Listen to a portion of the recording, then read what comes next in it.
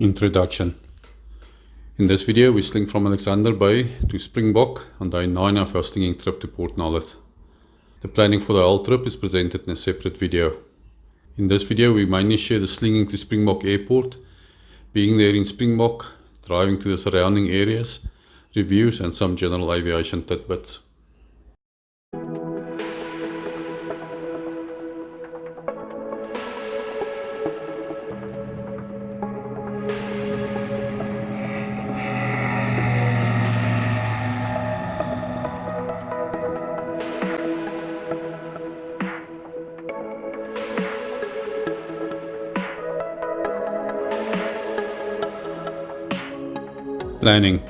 Planning specific for this leg of the trip was relatively simple. Planned to route along the sea to Wonderklip Bay and then routing inland to Springbok. The weather forecast indicated mist and low clouds early morning at Alexander Bay, and we planned to leave slightly later. Getting there. On the morning of our departure, there were very low, fully overcast clouds, as forecasted. It was forecasted to lift at around 10 o'clock, so we left Port Nolloth just after 8 o'clock to drive to Oranjemund to fetch Sophia from Europcar.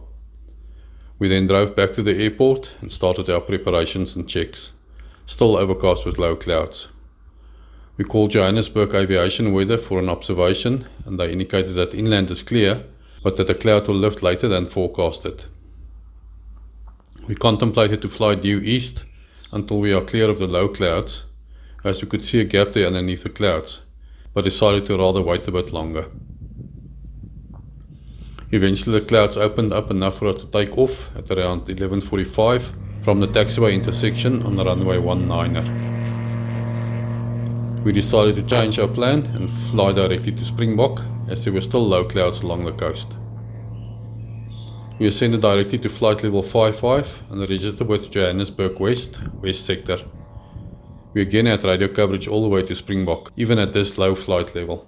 We had a very enjoyable and stable flight over the beautiful Makoland landscapes with its interesting little towns.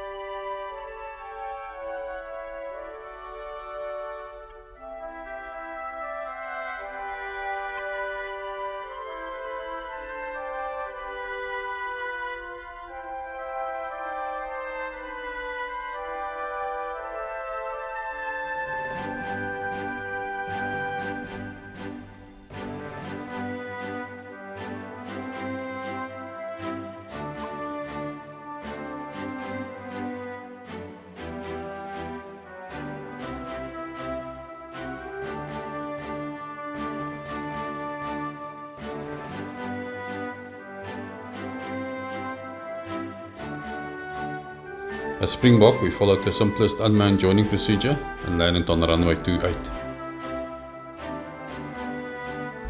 Review of the runway. The runway lies in a valley between some koppies, and the downwind and base turn has to be kept very tight. The runway is 1,590 meters long and 20 meters wide at an altitude of 2,690 feet, with an asphalt surface. The turnoff to the hangars and the big parking area is closer to the 10 threshold.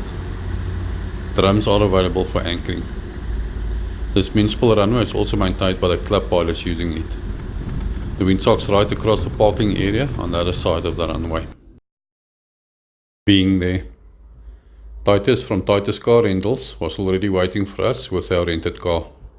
He helped carry our luggage and escort us into town to our accommodation at Springbok Apartments. This was our first visit to Springbok.